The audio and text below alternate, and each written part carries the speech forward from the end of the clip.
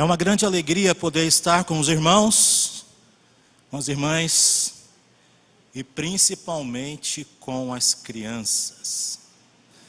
No encerramento desse mês das crianças e também no encerramento da escola bíblica de férias. Que alegria é poder estar com cada um nessa manhã. Jesus, o médico dos médicos. Esse foi o tema que foi trabalhado durante todo esse tempo com as crianças. E de fato ele é. E eu quero acrescentar mais uma sentença. Somente ele tem poder para curar você do seu maior problema. Jesus, o médico dos médicos. Somente ele tem poder para curar você do seu maior problema. Vamos orar mais uma vez.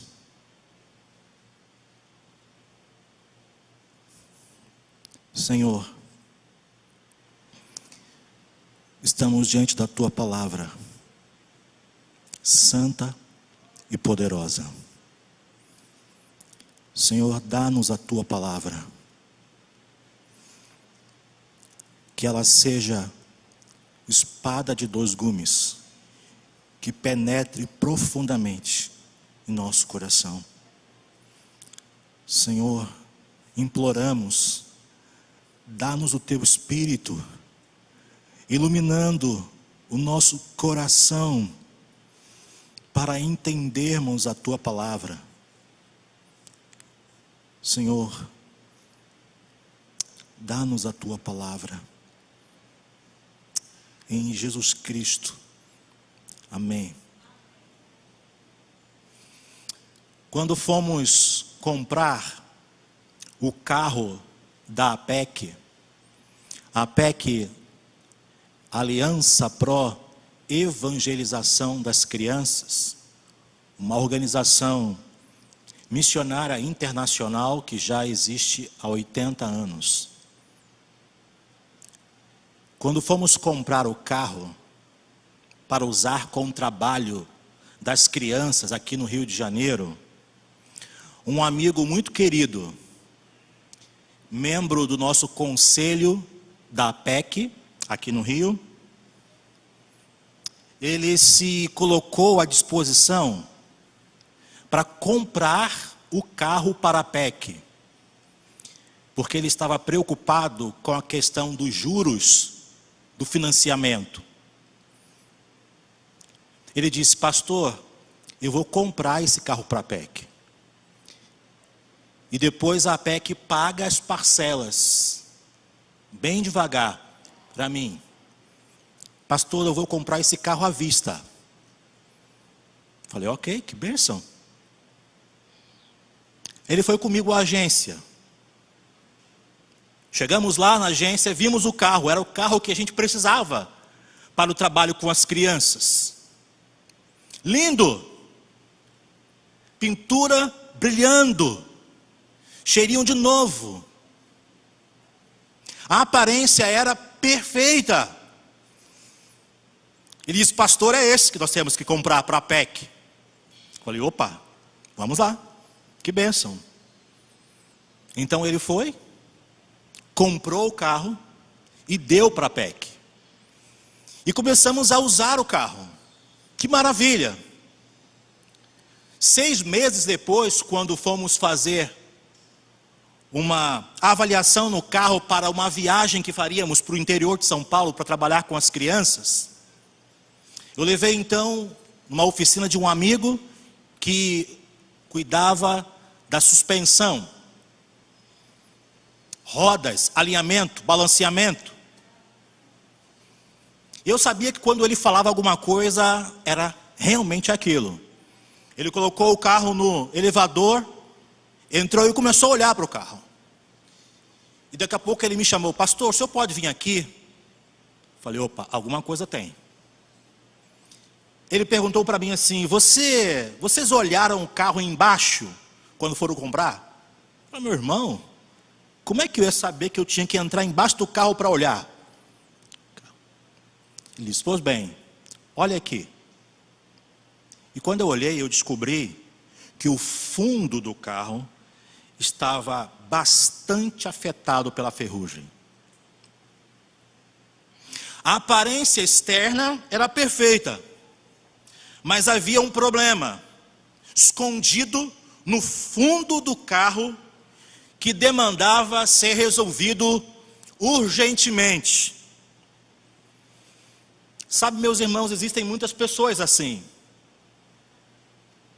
que estão vivendo a sua vida olhando e atentando apenas para as aparências, olhando apenas para aquilo que é externo, aquilo que está diante dos seus olhos, mas não atentaram ainda, não perceberam que existe um problema gravíssimo, não no fundo do assoalho, mas no fundo do seu próprio coração, que deve ser resolvido urgentemente. Uma das perguntas que ecoa por toda a história é: qual é o maior problema das pessoas? Qual é o maior problema da humanidade? Talvez alguém respondesse: o maior problema das pessoas e o meu maior problema é não ter o dinheiro que eu gostaria de ter. A falta de dinheiro. Se eu tivesse um pouquinho mais, se eu ganhasse um pouquinho mais, eu seria a pessoa mais feliz do mundo. Alguém talvez poderia dizer: o meu problema é que eu gostaria de ter um emprego melhor, que me valorizasse, que me desse um plano de carreira, que me desse um sustento melhor, e se eu tivesse um emprego melhor, eu seria a pessoa mais feliz do mundo. Alguém poderia dizer: não, o meu problema é a formação educacional, eu não tive a oportunidade de estudar. Eu tenho certeza que se eu estudasse mais e me aperfeiçoasse mais, eu seria uma pessoa melhor. Ou alguém poderia dizer: o meu problema é social, não me ofereceram tudo aquilo que eu precisava na minha infância. Eu moro em circunstâncias desfavoráveis. Se me dessem todas as condições sociais, eu seria a pessoa mais feliz do mundo. Talvez você pense que o seu maior problema é de ordem emocional. Talvez você pense que se as pessoas fortalecerem a sua autoestima, aprovarem você, elogiarem você, você se sentiria mais seguro. Talvez alguém pense que o seu problema pior é a família.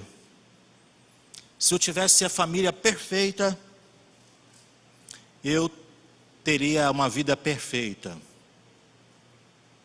Para algumas pessoas, se esses problemas fossem resolvidos, tudo seria um grande paraíso na sua vida. E você sabe que não é assim na vida real. Mas Jesus, ele pensava de maneira diferente. Jesus sabia exatamente qual era o maior problema das pessoas que o buscavam. E ele demonstrou isso exatamente quando ele se encontrou com um homem na cidade de Cafarnaum. Pegue a sua Bíblia e abra no Evangelho de Marcos, capítulo 2.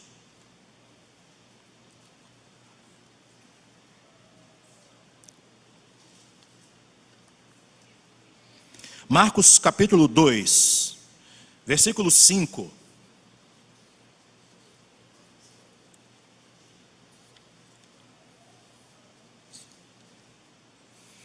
O texto diz assim: vendo-lhes a fé, Jesus disse ao paralítico. O que ele disse? Fale aos irmãos.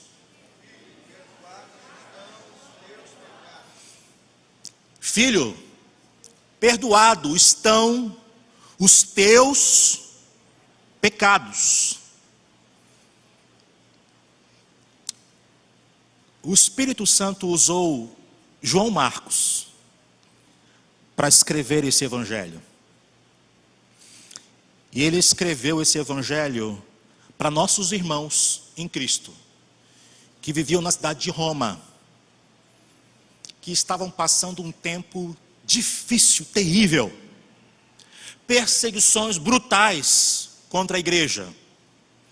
E esses irmãos lá de Roma precisavam ter renovado em sua mente quem era Jesus e qual era a sua obra, a identidade de Jesus e o que ele veio fazer.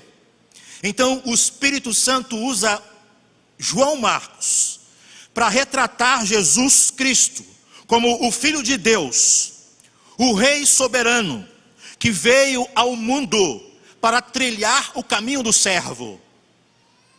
E o objetivo era que aqueles irmãos, tendo uma visão renovada de quem Jesus era e do que Jesus veio fazer, eles se identificassem mais e mais com o Senhor e seguissem o Senhor no seu discipulado.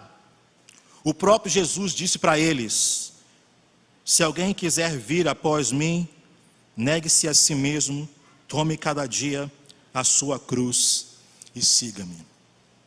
Eu tenho certeza que você conhece bem essa história, porque é uma história muito conhecida.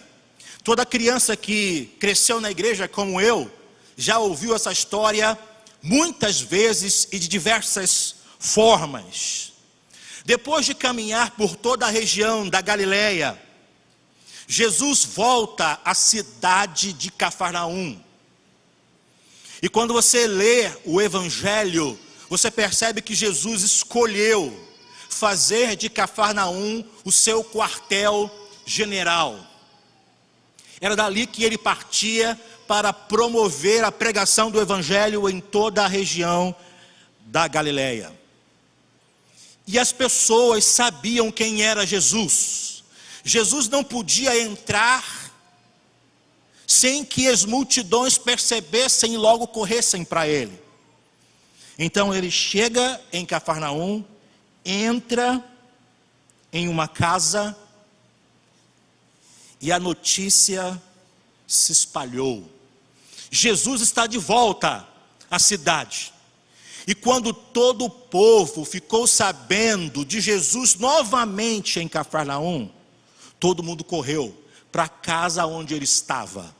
A casa ficou apinhada de gente. Não havia espaço nem na porta, nem no quintal.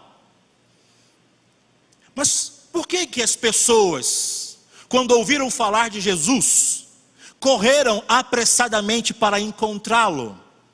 É importante você entender que os judeus dos dias de Jesus, eles pensavam que estavam vivendo na última virada do tempo. Eles pensavam que viviam numa era que já estava terminando, caracterizada pela presença do pecado, da enfermidade, da opressão maligna e do triunfo dos maus. Mas Deus traria uma era nova, a era do porvir. E essa nova era seria marcada pela presença do Espírito, pela justiça, pela saúde, pela paz.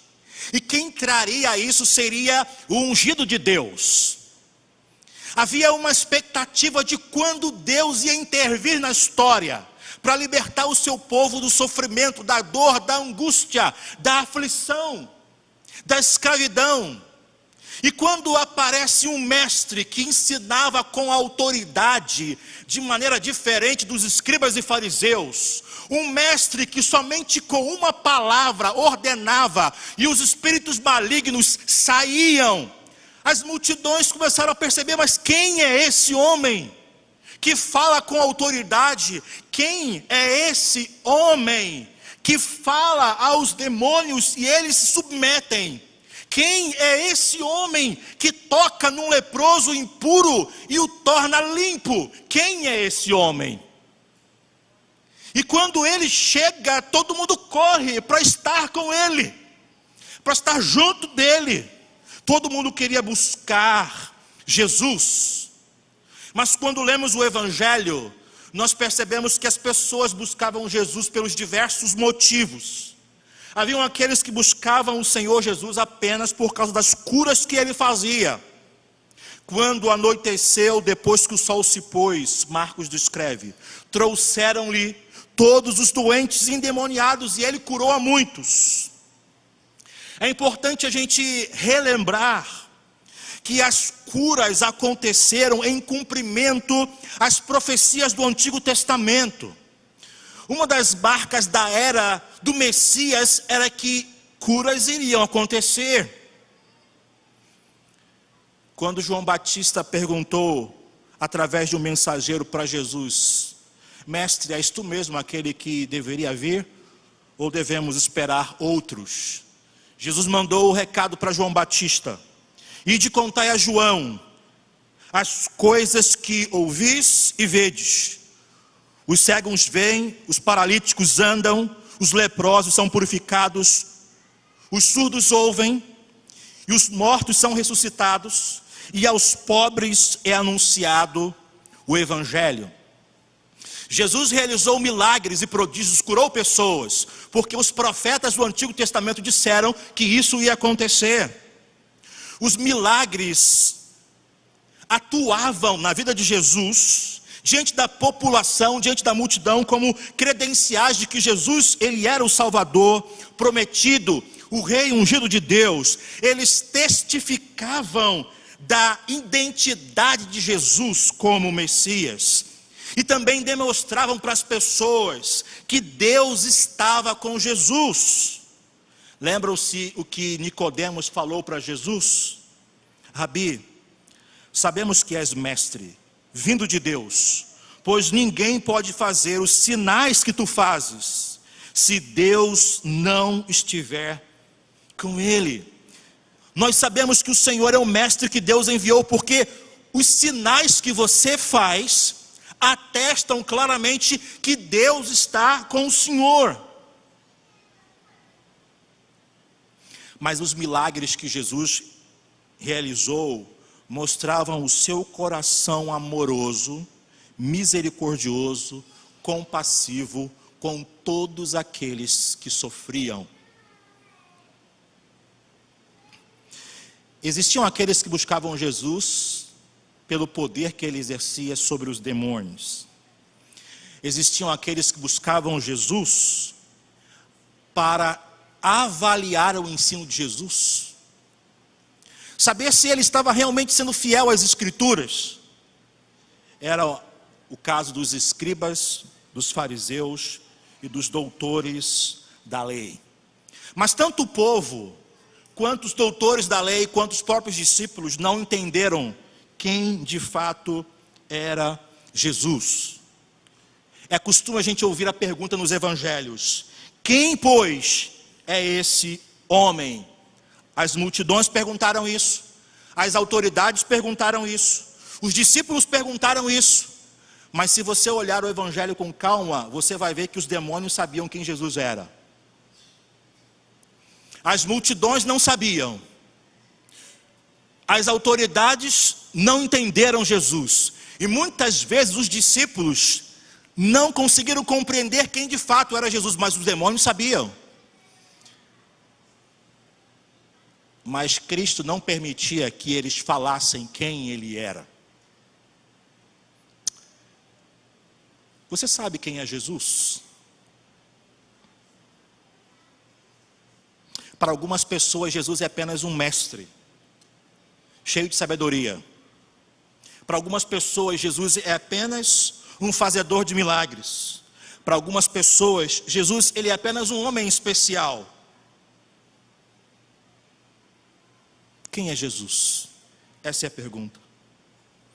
Jesus disse certa vez: quem crer em mim, como diz as Escrituras, do seu interior fluirão rios de água viva. Você sabe quem é Jesus? O Jesus que você segue é o Jesus que foi revelado nas Escrituras? Ou é o Jesus que você construiu em sua própria cabeça? É o Jesus construído pelos nossos dias.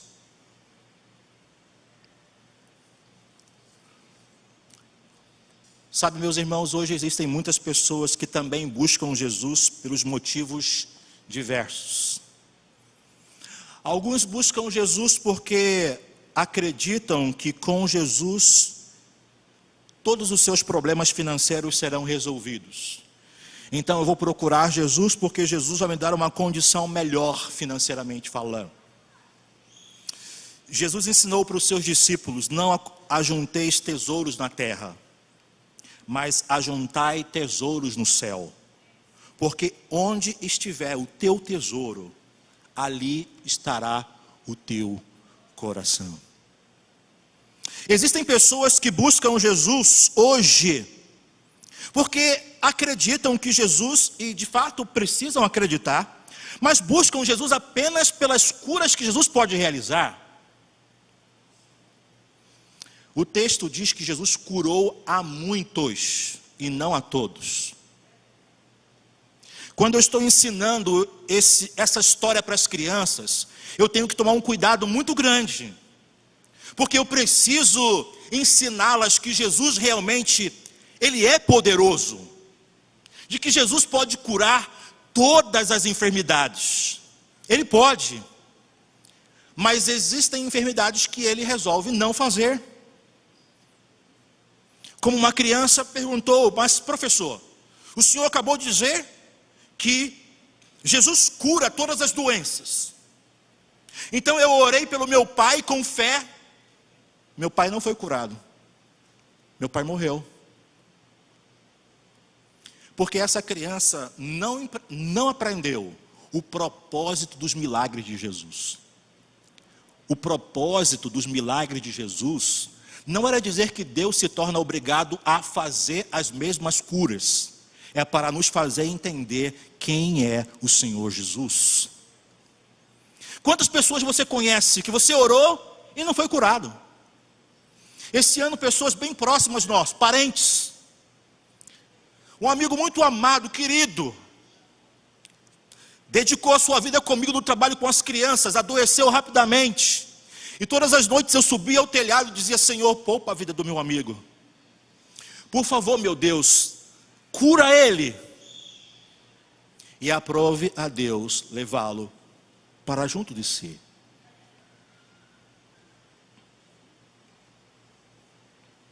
Existem aqueles que buscam Jesus porque acreditam que com Jesus não passarão mais por nenhuma dificuldade e não terão nenhum sofrimento. Deixa eu ler para você um texto da Bíblia, se você pensa dessa forma. Filipenses capítulo 1, versículo 29 diz assim: pois por amor de Cristo vos foi concedido não somente crer nele, mas também sofrer por ele. Vou repetir novamente: nesse mundo em que as pessoas dizem que quem está com Jesus não sofre, quem está com Jesus não chora, quem está com Jesus não passa por privações, o texto diz: nos foi concedido não somente crer nele como nosso Salvador, mas também sofrer por ele. Quando lemos a história da igreja, nós encontramos de maneira muito clara que o sofrimento dos primeiros discípulos era um sinal do discipulado cristão. Por isso que Jesus disse: quem quer vir após mim, negue-se a si mesmo, tome cada dia a sua cruz e siga-me. Tenta imaginar essa mensagem chegando aos nossos irmãos em Roma, que estavam vendo seus outros irmãos sendo pendurados em estacas e queimados no jardim de Nero. Lembram-se, esses irmãos estavam vendo seus amigos, parentes, familiares sendo trucidados, sendo espoliados, destruídos por um imperador louco. E Marcos então diz para eles: se o rei de vocês, se o Messias de vocês trilhou o caminho do servo sofredor, se vocês estão caminhando com ele, esse é o caminho.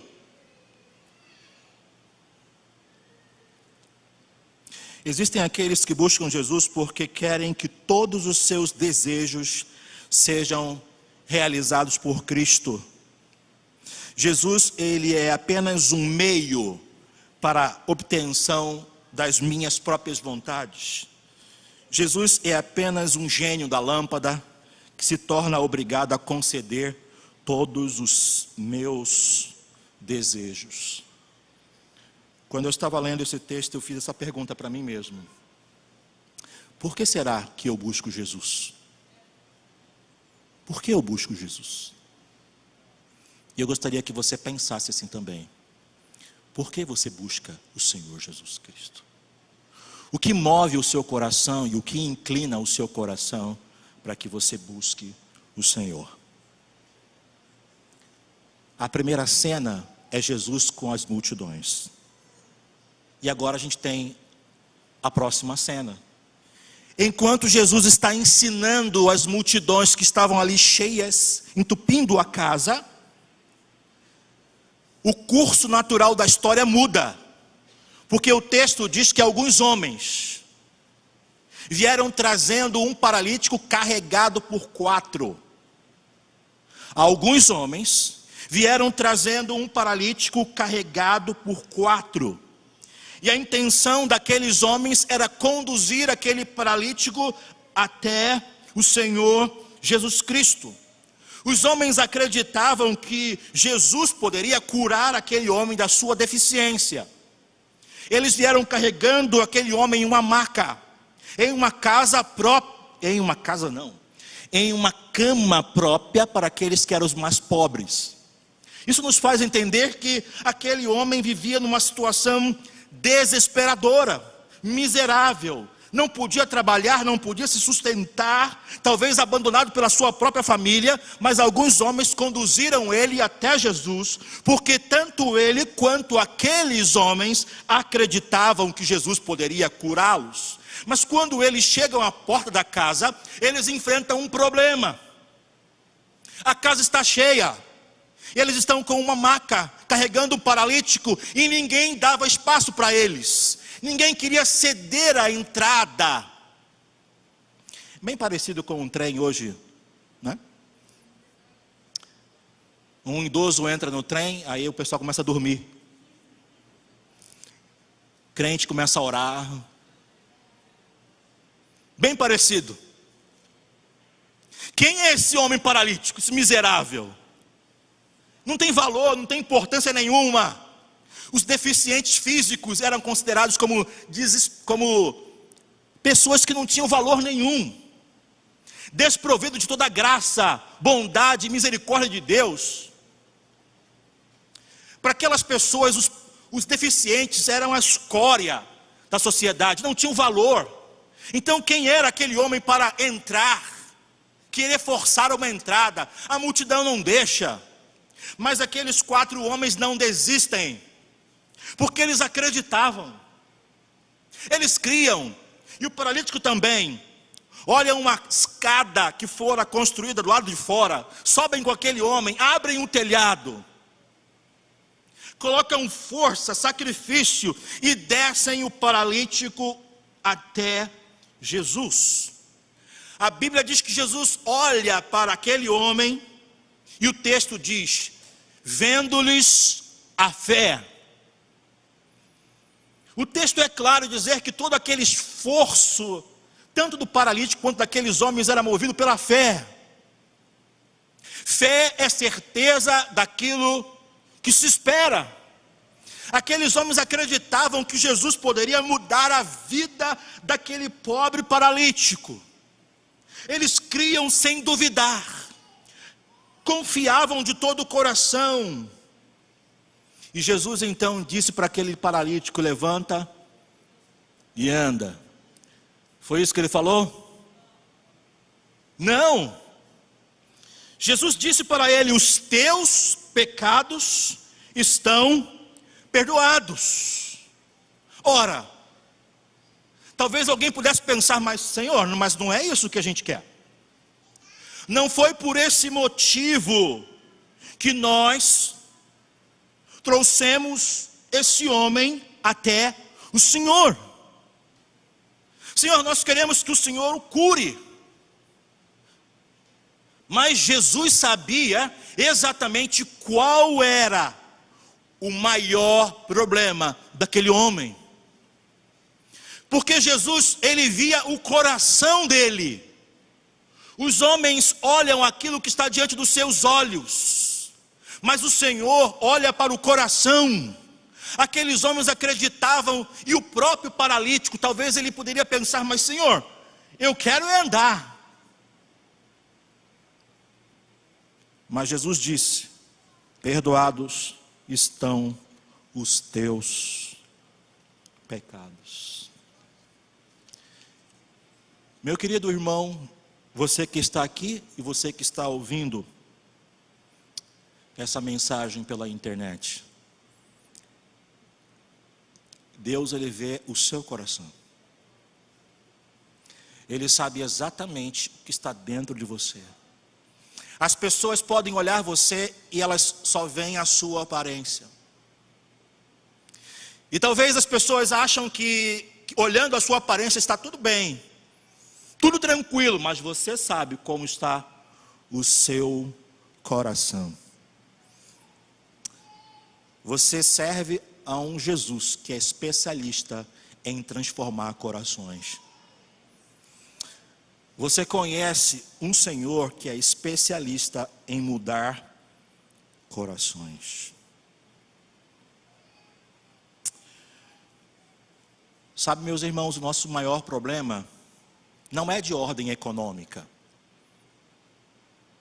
não é de ordem emocional, nem social, nem educacional. O nosso maior problema é de ordem do coração. E se não houver uma mudança aqui, as mudanças aqui não vão acontecer. Eu posso forçar uma aparência, eu posso forçar uma aparência boa para todo mundo, mas se aqui não mudou, aqui não vai mudar de fato. E aquilo que está no coração produz um impacto direto em nossa família, em nossos sentimentos, na forma como lidamos com o nosso dinheiro e na forma como lidamos com os nossos à nossa volta. Lembram-se que Jesus, ele disse para os escribas e fariseus que não era aquilo que entra pela boca que contamina o homem, mas é aquilo que sai da boca, porque a boca é o megafone do coração. Nós agimos e respondemos à vida a partir daquilo que está dentro do nosso coração. Por isso que a Bíblia diz que novo nascimento é mudança de coração. Eu vou dar para vocês um coração novo. Tirarei o coração de pedra e colocarei um coração de carne. O seu maior problema, o nosso maior problema que temos que lutar é o pecado, meus irmãos. E falar de pecado não é agradável. Falar de pecado não é bom, nós não gostamos de falar de pecado. Mas Jesus falou. Não é agradável para nós e para algumas comunidades é ultrapassado. Bem, eu quero indicar para vocês um livro, se vocês quiserem ler um bom livro sobre isso. O pastor John MacArthur escreveu um livro, Sociedade Sem Pecado. Leia esse livro. Pastor da Igreja Batista da Graça, nos Estados Unidos. Jesus disse para os escribas e fariseus: os sãos não precisam de médico, mas sim os doentes. Eu não vim chamar justos, mas pecadores. O que a Bíblia fala sobre pecado? A Bíblia diz que pecado é viver para agradar a si mesmo e não a Deus. Pecado é viver para agradar a si mesmo e não a Deus. Responda uma pergunta para mim. Tudo que você faz ou deixa de fazer é um retrato perfeito de sua obediência a Deus?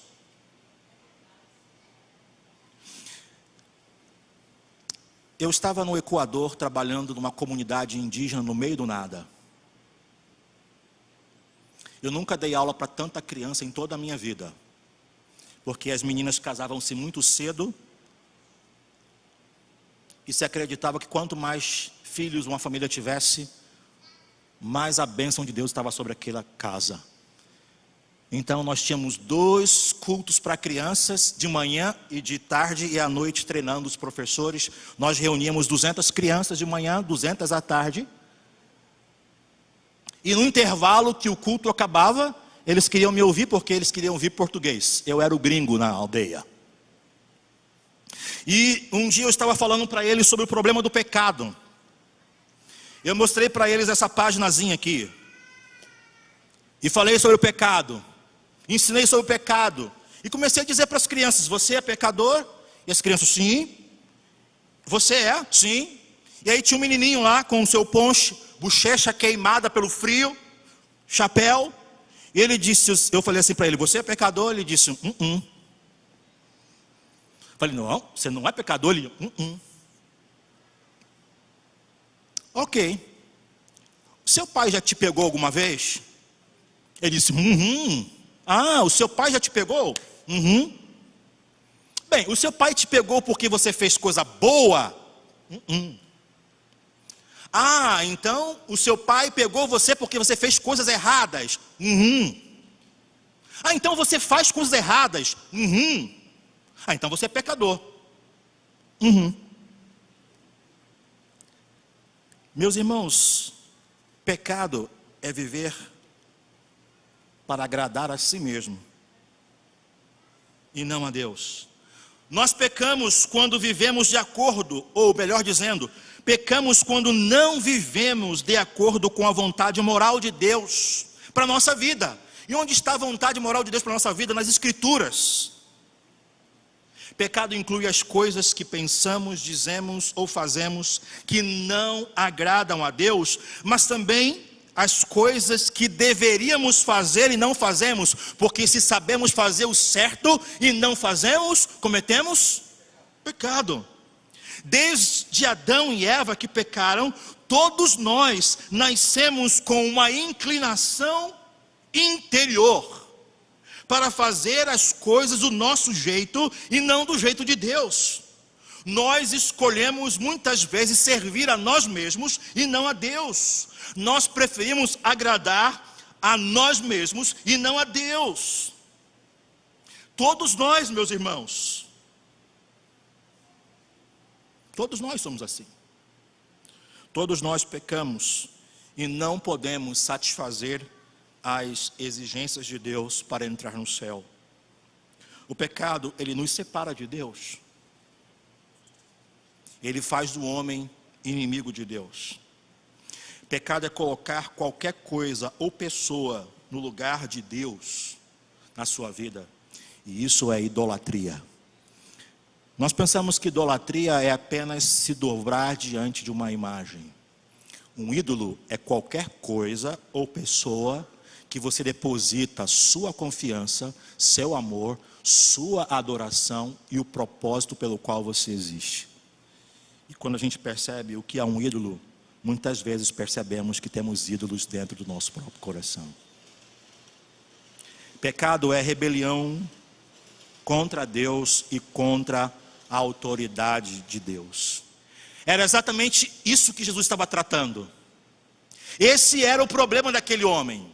O problema aparente que todo mundo via era não poder andar, era ser paralítico. Mas Jesus sabia que o maior problema dele era de ordem do coração por causa do pecado. Pastor Martin Lloyd Jones disse certa vez: nós só tomamos conhecimento da altura que fomos elevados em Cristo, se conhecermos a profundidade em que tínhamos caído. Muitas vezes nós não ficamos fascinados com aquilo que Jesus Cristo fez. Os nossos olhos começam com o tempo a perder o brilho, porque nós esquecemos de onde Cristo nos tirou. A pior consequência do pecado é ficar para sempre separado de Deus e condenado ao inferno. Eu me dirijo a você nessa manhã, a você que está aqui ou a você que está me ouvindo pela internet. Você que ainda não se arrependeu dos seus pecados, que ainda não creu em Jesus Cristo como seu Salvador, você tem um grande problema. O maior de todos os problemas. Não existe ninguém, médico algum nessa terra, sistema algum que possa libertar você dele. Jesus Cristo tem todo o poder para perdoar todos os teus pecados. Não importa quais foram os pecados que você praticou. Ele entregou a sua vida na cruz para trazer perdão perfeito e completo a você. Jesus Cristo derramou o seu sangue puro e precioso na cruz do Calvário. Ele morreu fora do arraial. Ele fez isso para limpar você, libertar você da condenação do pecado. Ele deu a sua própria vida como um sacrifício para te purificar, para te perdoar, para te limpar, para te sarar. Ele não foi levado à cruz contra a sua própria vontade. A Bíblia diz que ele mesmo se entregou. Ele se deu de boa vontade. Ele entregou a sua vida para morrer no meu lugar e no seu lugar. O castigo que você e eu merecíamos receber por causa dos nossos pecados, Ele recebeu por nós. Ele foi esmagado na cruz, Ele foi ferido na cruz por conta dos nossos pecados. Talvez você possa perguntar nesse momento: mas meus pecados são grandes demais. Como um homem bateu em minhas costas um dia numa comunidade: pastor, o seu Jesus pode perdoar os meus pecados? Eu disse: sim. Pode mesmo? Sim. Ele pode perdoar todos os cadáveres que estão nas minhas costas, que eu carrego, pessoas que eu matei, Ele pode perdoar. Eu disse para ele: o sangue de Jesus Cristo te purifica de todo o seu pecado. Sabe, existem muitas pessoas que estão assim, que dizem: não há nenhuma chance para que eu seja perdoado. Meus irmãos, Jesus perdoou uma mulher que foi pega no ato de infidelidade. Quando todo mundo queria destruí-la, Jesus a perdoou. Cristo perdoou o seu discípulo amado Pedro, que o negou 3 vezes. Cristo perdoou tantas pessoas. Nós estamos aqui porque fomos perdoados por Ele. Ele me perdoou, meus irmãos. Será que existe um pecado que seja impossível para Ele perdoar? Ele pode perdoar você, Ele pode purificar você, Ele pode limpar você. Se arrependa dos seus pecados, creia nele como seu Salvador, e Ele salvará você do seu maior problema, que é o pecado.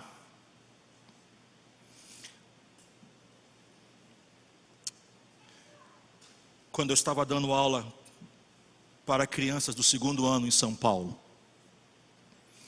eu e Renata fomos trabalhar numa escola voluntariamente, ensinando a Bíblia. E chegamos na turma do 2º ano. Era a pior turma da sala. Ninguém conseguia dar aula lá. Na primeira semana eu tive que ir sozinho, porque Mateus ficou doente com pneumonia grave. E eu descobri que tinha um chefe lá. Chefe da turma, o Gabriel. Eu não sei que negócio é esse, que sempre tem um nome de anjo, de profeta. O chefão da sala era o Gabriel. Imagina, meus irmãos. Ninguém conseguia dar aula. Na segunda semana, a Renata não podia ir. E aí eu fui andando e chorando para o colégio. 1 quilômetro, com flanelógrafo aqui, violão pendurado, pastor, cartaz aqui. E fui andando. E fui dizendo: Senhor, tem misericórdia de mim, meu Deus.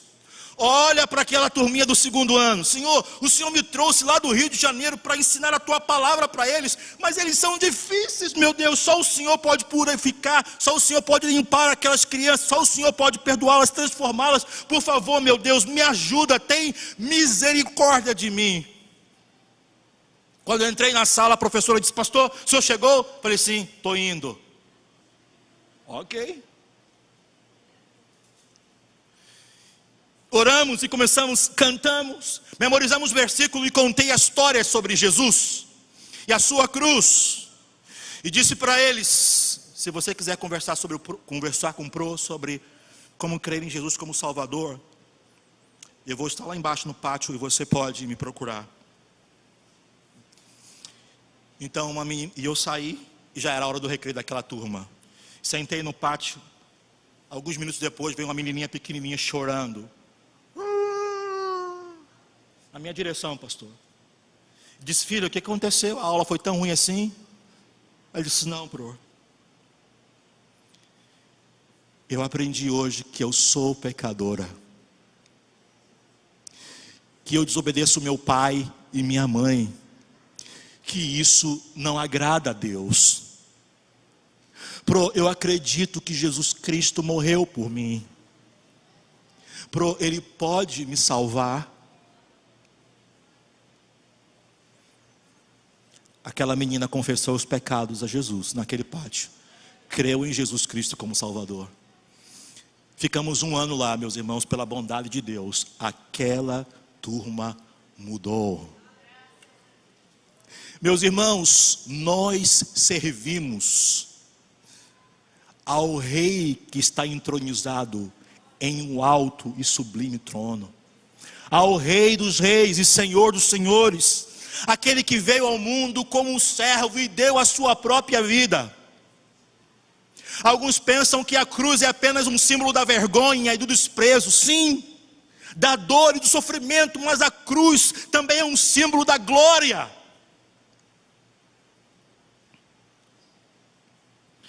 Eu quero me dirigir a você, meu irmão. A você que já creu em Jesus Cristo como seu Salvador. A você que já se arrependeu dos seus pecados. A você que já confiou em Jesus Cristo e apresentou mãos vazias, porque crer em Jesus Cristo como Salvador é apresentar mãos vazias para Ele, é reconhecer: não posso fazer nada por mim, o Senhor é que pode. Se você fez isso, se arrependeu dos seus pecados e creu em Jesus Cristo como Salvador, há uma boa nova para você. Todos os seus pecados foram perdoados. Todos os seus pecados foram perdoados. Lembram-se daquilo que acontecia com o bode no dia da expiação? Um era sacrificado, outro tinha os pecados do povo confessados sobre sua cabeça, e era levado para o deserto e solto para nunca mais voltar. Era a maneira que Deus estava ensinando para o seu povo, para que eles entendessem como Ele havia lidado com os pecados. Deus não tem mais nada contra você, meu irmão. Você não tem dívida com Deus. Sua dívida com Deus foi totalmente paga por Cristo na cruz. Por isso Ele disse: está consumado, dívida paga. Você que creu em Jesus Cristo como Salvador, que se arrependeu dos seus pecados, não há mais dívida de você contra Deus. Você entrou num novo relacionamento com Deus. Você foi aceito por Deus com base na obra perfeita de Jesus Cristo em sua vida de obediência e em sua morte sacrificial. Sabe, meus irmãos, você cristão, Jesus Cristo, ele obedeceu toda a lei de Deus por você e no seu lugar. Ele fez exatamente aquilo que você não poderia fazer. Ele obedeceu toda a lei e todos os mandamentos por você. Ele obedeceu por você. Ele morreu por você. Ele ressuscitou por você. Deixe-me ilustrar e terminar sobre o perdão de Deus. Lembram-se do que Isaías escreveu no verso 17 do capítulo 38, citando as palavras do rei Ezequias. Olha o que diz o texto: lançastes para trás de ti todos os meus pecados. Quando algo está atrás de suas costas, você não consegue mais vê-lo, está fora da sua vista. Essa é a maneira de Deus nos dizer, por meio da expressão de Ezequias, que lidou completamente com os nossos pecados e os lançou para fora. Isaías 43, versículo 25 diz: eu mesmo, sou o que apago as tuas transgressões, por amor de mim, e dos teus pecados não me lembro mais. Você pode repetir essa frase comigo? Dos teus pecados não me lembro mais. Dos teus pecados não me lembro mais. Aqui Deus usa dois termos absolutos para nos assegurar da remoção completa dos nossos pecados: apago e não me lembro mais. Apagar algo, meus irmãos, é removê-lo do registro. Isso é apagar. Isso é o que Deus fez por nós. Ele apagou os nossos pecados. Ele removeu do registro os nossos pecados. Deus não apenas apagou os nossos pecados, Ele diz ainda que não se lembra mais deles. Você sabe o que é esquecer? Esquecer é o que nós fazemos por causa da nossa mente falha. Nós esquecemos a chave da casa, nós esquecemos a luz acesa, nós esquecemos uma bolsa. Esquecer é algo que nós fazemos por causa das nossas falhas. Porém, não se lembrar é optar por não trazer algo nunca mais à memória. Deus prometeu nunca se lembrar de nossos pecados, nunca os trazer mais à sua mente de novo.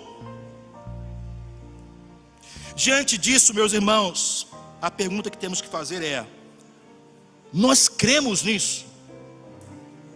Você crê nisso? Você crê no que Deus diz em sua palavra? Ou você crê nos sentimentos de culpa que te escravizam, que te oprimem, que você carrega anos e anos na sua vida como um servo de Deus? Mas pastor, eu carreguei pecados enormes das minhas costas e eu tenho um sentimento de culpa que me corrói. Meu irmão, Deus optou por Jesus Cristo não se lembrar mais dos seus pecados. Todos eles foram levados para longe, não viva mais escravo dos sentimentos de culpa.